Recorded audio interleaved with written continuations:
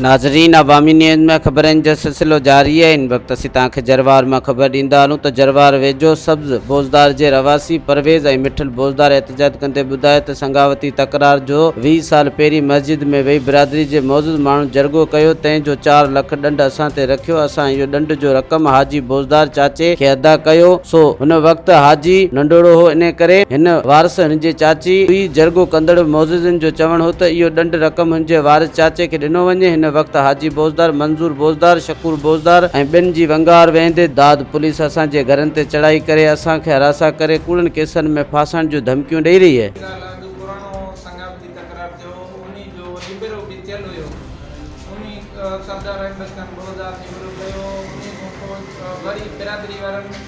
Changan Mohan आदि खैर मोहम्मद खान बौज़दार, अली मोहम्मद खान बौज़दार, वडेरो अकबर खान, गुलाम अकबर खान बौज़दार इन्हनि वेही मस्जिद में कुरान पाक ते फ़ैसिलो कयो। पूरी बिरादरी वोट जी गॾु हुई, लिखत भी हुई कुरान पाक ते। वो कुरान पाक की लिखत भी उन्हनि वॾेरनि वटि हुई। उन खां पोइ हाणे वरी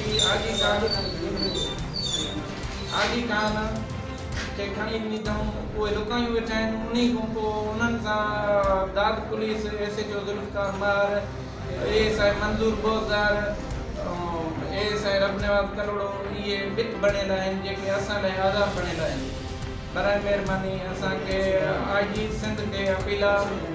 ऐं उन खां पोइ असां DIG सखर खे, ज़िले घोट जी SSP साहब खे असांजी अपील आहे त असांखे तव्हां जी SSP साहब शफ़ाफ़ इंक्वायरी कराए असांखे असांजो मसइलो हल कयो वञे, असांखे तहफ़ुज़ मिलियो वञे। जेका दाद पुलिस आहे असांखे धमकाए थी कूड़नि केसनि जे लाइ।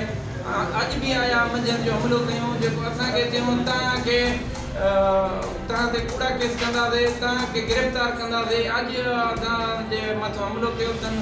वरी बि असांखे उन्हनि खां ख़तरो आहे, दाद पुलिस खां। कूड़ियूं फेरूं कंदा, असांखे बराए महिरबानी तहफ़ुज़ मिले। मज़ीद खबरों और तफसीलात के लिए विजिट करें हमारी वेबसाइट www.awamiNewsHD.com।